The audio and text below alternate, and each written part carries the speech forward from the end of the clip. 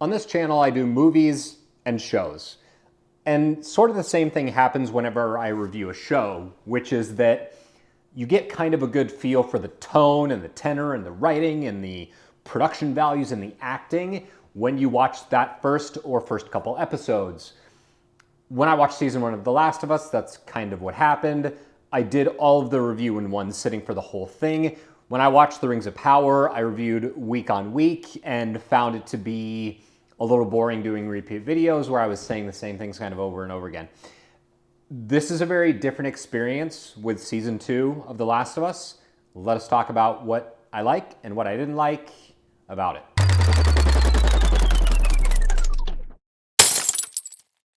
Thank you so much for checking out the video. Before we get started, click on the red subscribe button and the notification bell. That way you know whenever I post new content. You can also follow me, rumble.com/hometown0, real hometown 0 on Instagram, and hometown 0 YT on X.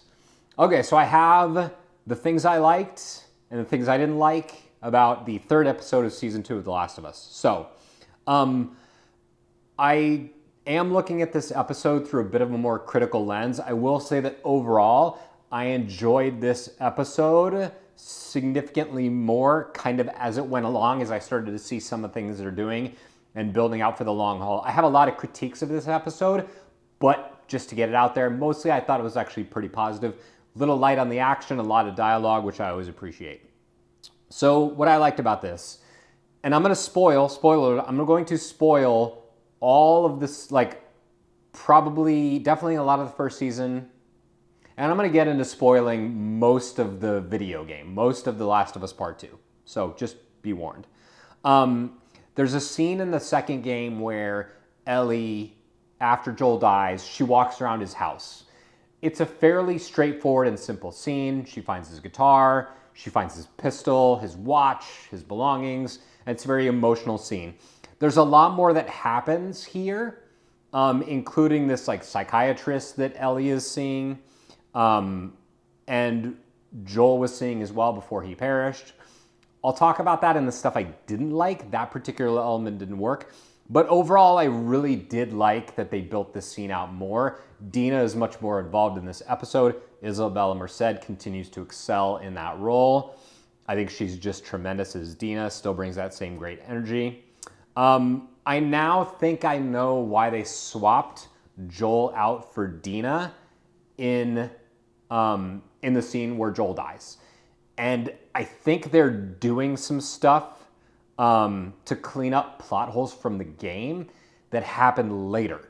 So I got that impression because the two of them are talking about this Joel situation and how they want to proceed. And I think it's going to play in a lot later in the show. So without spoiling too much, I will say that. There's a really, really, really great scene where they introduce the scars, the seraphim. In the game, it's kind of vague. You learn about their motivations and their reason for following this cult-like figure, this messianic woman. We actually get some like world building with the scars and some different characters that then immediately get killed off screen, and then Ellie and Dina stumble across them. I thought that was a really interesting way of doing this. And it also really builds up the power and the scope and the scale and the danger of the wolves, of the Washington Liberation Front, WLF. I thought that was actually really cool. And I was surprised that they just killed off all those characters. And I thought that was a great twist. Really loved it. And it's cool to see characters other than the two girls that we see in the game. It was cool to see other scars and be involved with them.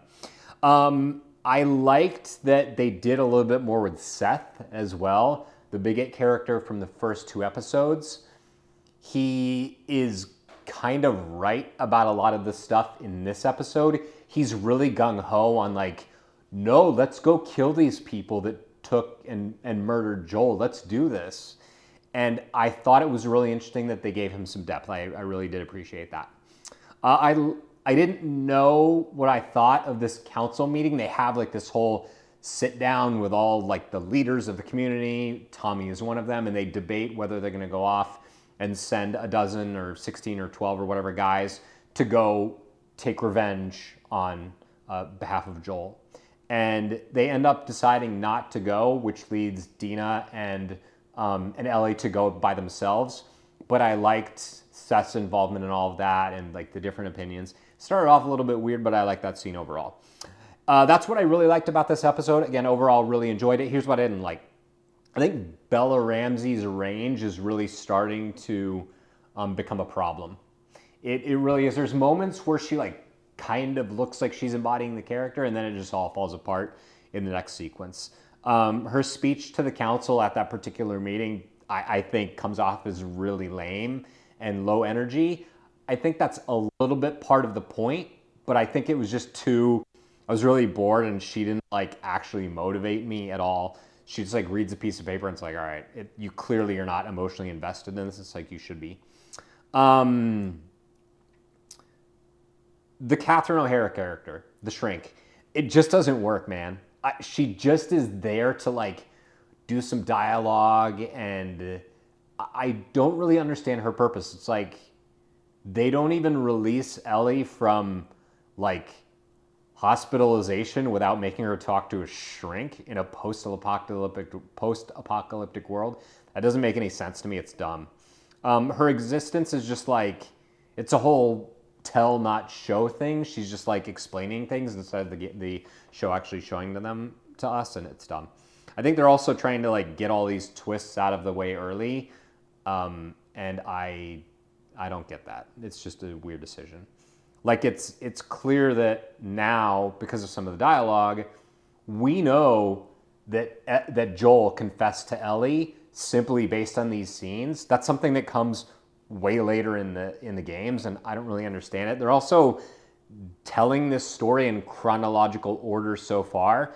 At some point, they have no choice but to do some flashbacks. I think that will happen, but it's playing out very differently than the games, which is not inherently bad. But I liked the back and forth time jumps in the game. I actually thought it worked exceedingly well in giving us the twists, particularly the twist that they spoiled in the second episode, which is actually the first episode, which is Abby's motivation for killing Joel. Also, there's this weird thing that like I wrote down in all caps, 3 months have passed. That dialogue is directly in the show, like it's been 3 months since this attack. And I was like, okay, we know from the games that Dina at this time is pregnant. However, there's dialogue explaining that her and Jesse are now back together. So that actually was like, what? And then they actually explained it properly with the dialogue. So I hated it, but then it was fine.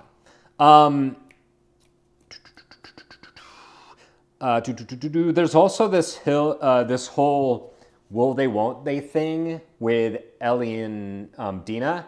Like, clearly Ellie is a lesbian. That dialogue is in this episode directly. And then Dina is straight. Maybe she's not, which is fine, or she's bi, doesn't matter. But it's all very boring, and none of it is all that interesting, and I think they should be doing more with it. Like, if you're going to tell that story and go down that route, like, you have to engage me with it, and they're just not doing that whatsoever. This also is just a technical thing that I got, like, visibly annoyed with, and that's probably an overreaction on my part. And when they're going from Jackson to Seattle, Jackson is here. From your point of view, Jackson is here, Seattle is here. And they approach from the street signs saying Seattle, like 5 miles, Tacoma, 40 miles, and then Portland, whatever, 150 mile, whatever hours. And I'm like, so they're approaching Seattle from the north, despite the fact that Jackson is like way further south. Why would they then go all the way up and then down? But then the shot they have, like, of them looking at the city is clearly on the 5 south of downtown, like towards the airport. As somebody who lived in Seattle for 7 years and actually played this game within a stone's throw of the aquarium and that Pine Pike corridor between 8th and 9th, and mostly 8th and the waterfront, the Pike Place Market. I was annoyed by some of that because like these details they're usually really good at getting right, but it seems like they just inverted the city and I don't know why. Anyway, it's not that big a deal unless you are a stickler for the little things like me, especially when it relates to something that you do know very well. So I like this episode. I know I had some critiques of it. Overall, there was some great character building, some great relationship development. They threw some twists at us, which I did not see any of them coming, and I actually really liked the twist that they put in here. So thank you for watching this review. If you found it helpful, if you liked it, sound off in the comments. Follow me on Rumble. I'm trying to build my audience there as well. Rumble.com/HometownZero. And I will see you next Saturday. Again, this is the new time. This is my second video of the new 9 a.m. time slot, and I'll see you next Saturday at 9 a.m.